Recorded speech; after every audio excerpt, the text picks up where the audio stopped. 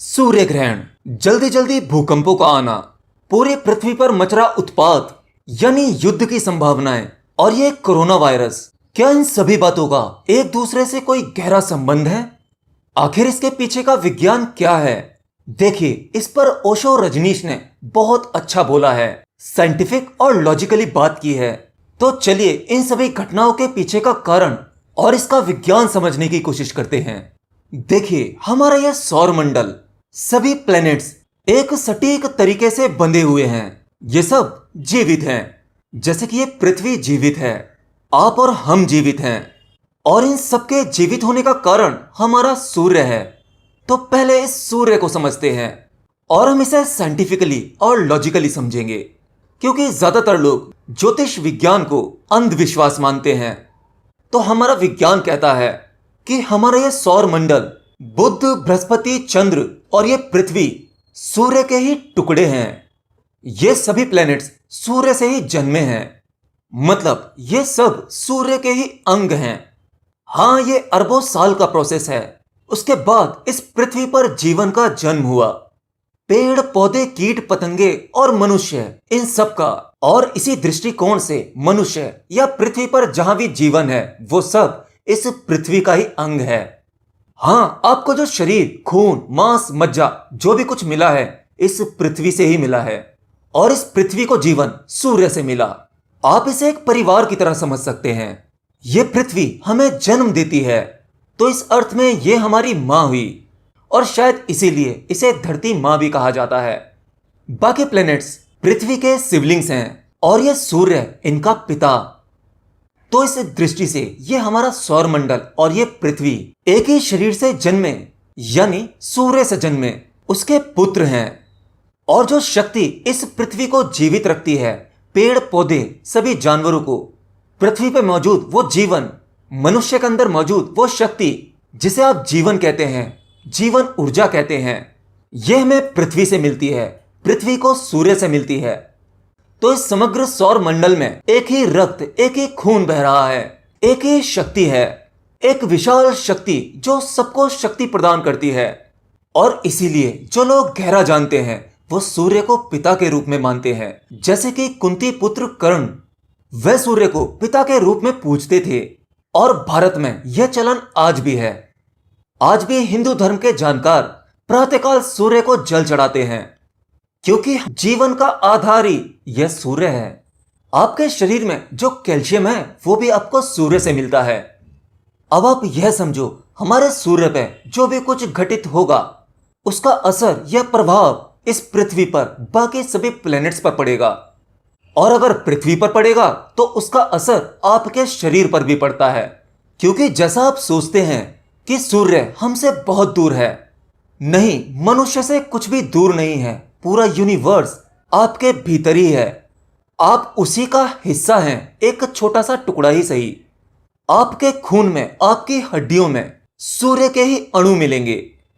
America के एक research centre में वैज्ञानिकों ने रिसर्च किया कि हर 11 साल बाद सूर्य पर सबसे ज्यादा गतिविधि होती है, और उस 11 वर्ष में पृथ्वी पर मौजूद वो पेड़, उनमें रिंग बनता है। जैसे आपने देखा होगा, जब पेड़ को काटा जाता है तो उसमें गोल गोल रिंग बने होते हैं, उसी से पेड़ की आयु बताई जा सकती है। तो जो रिंग 11 वर्ष में पड़ा होता है उसकी मोटाई सबसे ज्यादा होती है। और यह केवल कुछ खास पेड़ों के साथ नहीं होता, बल्कि पृथ्वी पर मौजूद सभी पेड़ों के साथ होता है। और ये पेड़ अपनी सुरक्षा के लिए करते हैं, क्योंकि सूर्य पर 11 वर्ष के बाद जो तीव्र रेडियो एक्टिविटी होती है उससे बचाव के लिए पृथ्वी पर मौजूद वो सभी पेड़ एक मोटा रिंग तैयार करते हैं। तो यहां यह बात समझने की है कि पृथ्वी से इतनी दूर मौजूद यह सूर्य, वहां हो रही गतिविधि को पृथ्वी पर मौजूद वो सभी पेड़ पकड़ सकते हैं। तो क्या हम मनुष्य के अंदर, हमारे चित्त में उसका कोई प्रभाव नहीं पड़ता होगा? हाँ, मनुष्य के चित्त पर इसका प्रभाव पड़ता है, लेकिन इसे विज्ञान नहीं कह पाता, क्योंकि विज्ञान को जो दिख पाता है वह केवल उसी को एक्सप्लेन कर पाता है। लेकिन हमारे चित्त में कई सूक्ष्म अवस्थाएं हैं जिसे केवल योग समझ पाता है, और हमारा ज्योतिष विज्ञान इसी पर आधारित है। और इस ज्योतिष विज्ञान ने हजारों साल पहले ही इस पूरे मैकेनिज्म को समझ लिया था। ग्रह की वो दशाएं सूर्य, चंद्र, बृहस्पति, राहु, केतु, मंगल, इन सबकी स्थिति पर मनुष्य के जीवन पर क्या असर पड़ता है, हम किस किस तरह प्रभावित होते हैं, ये सब ज्योतिष पहले से ही जानता है। और आज तो अमेरिका, हमारा मॉडर्न साइंस भी इसमें रुचि ले रहा है। लेकिन दुर्भाग्य से हमारे देश भारत में इसे अंधविश्वास कहा जाता है। अंधविश्वास कहना भी सही है, क्योंकि कुछ लोगों ने इसे अंधविश्वास बना दिया है। हमारा विज्ञान वृक्षों को काटकर पता लगा सकता है, ऑब्जेक्ट को देखकर जान सकता है कि किस समय मौसम का क्या प्रभाव इस पर पड़ता है। बारिश के सुहावने मौसम में पूरी पृथ्वी खिल जाती है, लेकिन वो आप आर्टिफिशियल रेन से नहीं कर सकते। लेकिन ये सभी बदलाव जो सूर्य की घटना की वजह से हो रहे हैं, ये चीजें उसे रिकॉर्ड कर लेती हैं। लेकिन विज्ञान मनुष्य को काट कर जानना चाहेगा तो नहीं जान पाएगा, क्योंकि ऐसी बहुत सी घटनाओं को मनुष्य जो रिकॉर्ड करता है वो उसके शरीर में नहीं होता।